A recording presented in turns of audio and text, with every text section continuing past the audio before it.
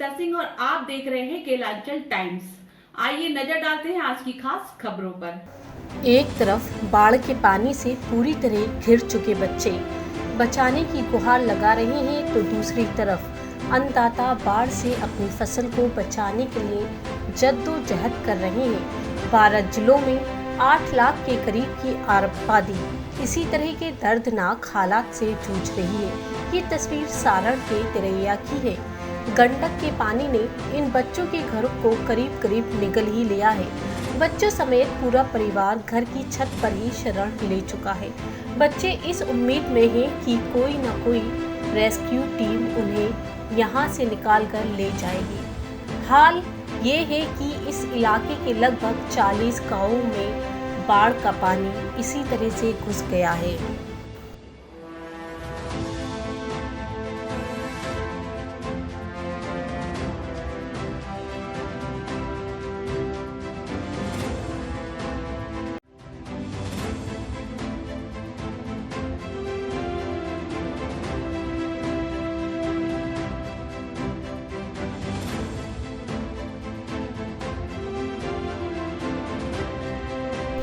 बिहार विधानसभा चुनाव में भले ही अभी समय बचा हो, लेकिन नेताओं का एक दल से दूसरे दल में जाना शुरू हो गया है।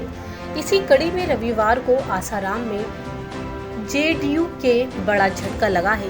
जेडीयू के पूर्व विधायक और प्रदेश उपाध्यक्ष श्याम बिहारी राम ने नीतीश कुमार का साथ रविवार को छोड़ दिया।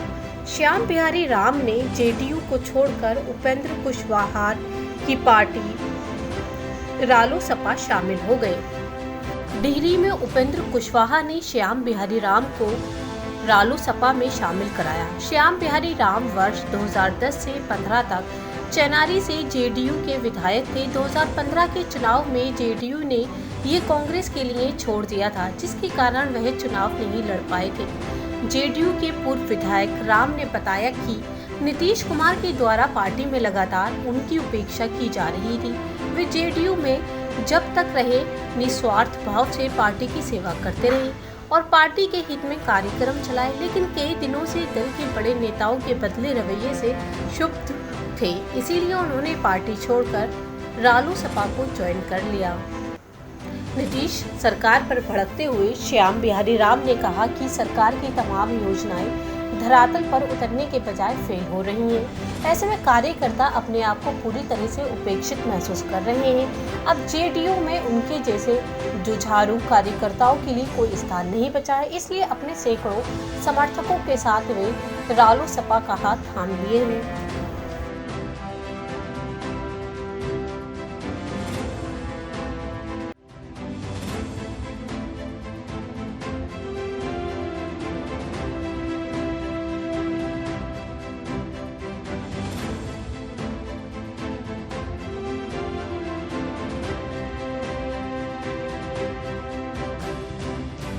घर से काम करने में उबे कर्मचारी ऑफिस को कर रहे हैं याद। कोरोना वायरस संक्रमण के कारण अधिकांश कर्मचारियों को घर से काम करना पड़ रहा है।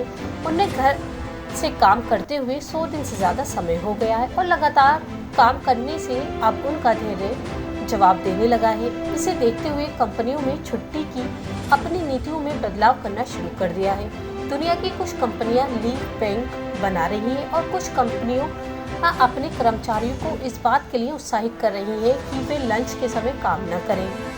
मनोचिकित्सकों के पास ऐसे कर्मचारी आ रहे हैं जो घर से काम करने के कारण भारी तनाव में है। वे इस बात से डिप्रेशन में है कि उन्हें छुट्टी नहीं मिल रही, साथ ही भविष्य की चिंता भी उन्हें खाई जा रही है। लगातार घर से काम कर रहे कर्मचारी हर समय खुद को थका हुआ महसूस कर रहे हैं। कर्मचारी शारीरिक थकान के साथ मानसिक थकान की स्थिति से भी गुजर रहे हैं। उनमें गर्दन दर्द और स्पॉन्डिलाइटिस की समस्या भी बढ़ रही है।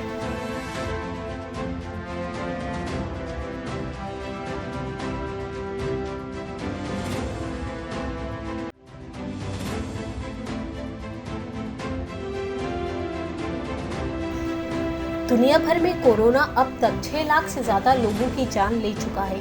ऐसे में ऑक्सफोर्ड वैक्सीन भी आशा की एक किरण है। इस समय भारत समेत दुनिया भर में कई वैक्सीन का ट्रायल चल रहा है। चीन भी वैक्सीन बनाने की कोशिश में है, लेकिन ऑक्सफोर्ड वैक्सीन की अपनी खासियत है। आइए जानते हैं कि आखिर यह वैक्सीन कैसे काम करेगी। ऑक्सफोर्ड में कोरोना वैक्सीन बनाने में चिंपैंजी के एडिनो वायरस यानी सर्दी जुकाम करने वाले वायरस का इस्तेमाल किया जा रहा है। ये नुकसान इसलिए नहीं करेगा क्योंकि इसको काफ़ी कमज़ोर कर दिया गया है। इसमें वेक्टर को चिंपैंजी के एडिनो वायरस से लिया गया है। जब ये किसी व्यक्ति के शरीर में जाएगा तो एक खास तरह का प्रोटीन बनाएगा और इसके बाद मानव शरीर में कोरोना से लड़ने वाली एंटीबॉडीज पैदा हो जाएगी। पहले चरण में कोरोना वायरस स्पाइक प्रोटीन का जेनेटिक कोड पहचाना गया। दूसरे चरण में चिंपैंजी के एडिनो वायरस को जेनेटिकली मॉडिफाइड करके स्पाइक प्रोटीन बनाए जाते हैं। शरीर में जाने के बाद ये प्रोटीन कोरोना की एंटीबॉडी बनाने लगती है।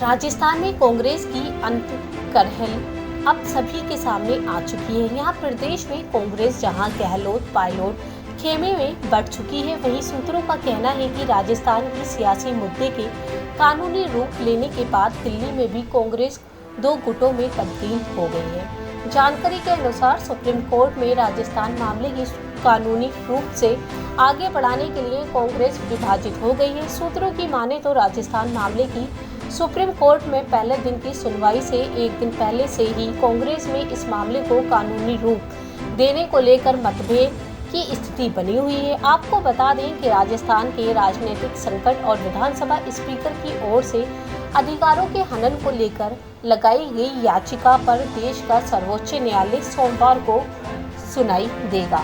वहीं इससे पहले हाईकोर्ट में इस मामले में सचिन पायलट गुट और उनके गुट के विधायकों ने विधानसभा अध्यक्ष की ओर से दिए गए नोटिस को लेकर याचिका लगाई गई थी, लेकिन हाईकोर्ट ने मामले को यथास्थिति रखते हुए सुप्रीम कोर्ट के जजमेंट का इंतजार करने के लिए दोनों पक्षों को आदेश दिया था।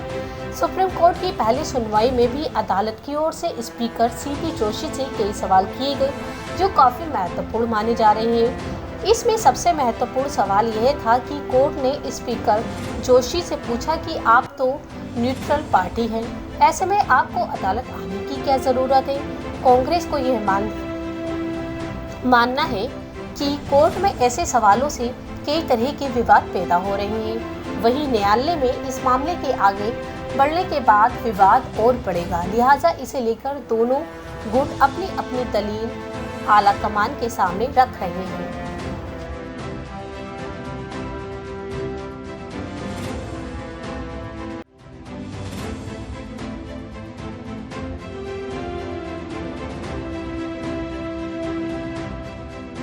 कारगिल विजय दिवस के मौके पर राजनाथ सिंह ने पाकिस्तान और चीन को फिर चेताया। राजनाथ सिंह ने कहा कि भारत पहले आक्रमण नहीं करता, लेकिन हमला हुआ तो मुंहतोड़ जवाब देने से भी पीछे नहीं हटता। राजनाथ सिंह ने यह बात देश के वीर जवानों के नाम जारी संदेश में कही। इससे पहले रक्षा मंत्री Rajnath Singh national war memorial पहुंचे थे। राजनाथ सिंह के साथ वहां तीनों सेना प्रमुख भी मौजूद थी। राजनाथ सिंह ने शहीदों को श्रद्धांजलि दी। राजनाथ सिंह ने कहा, राष्ट्रीय सुरक्षा के दायरे में हम जो कुछ भी करते हैं वह हमेशा आत्मरक्षा के लिए करते हैं, आक्रमण के लिए नहीं। अगर दुश्मन देश ने कभी हमारे ऊपर आक्रमण किया तो हमने यह भी साबित कर दिया कि कारगिल की तरह हम उसे मुंह तोड़ जवाब देंगे। राजनाथ सिंह ने यह भी कहा कि कारगिल विजय दिवस केवल एक दिन नहीं बल्कि भारतीय सेना के शौर्य और पराक्रम का विजयोत्सव है।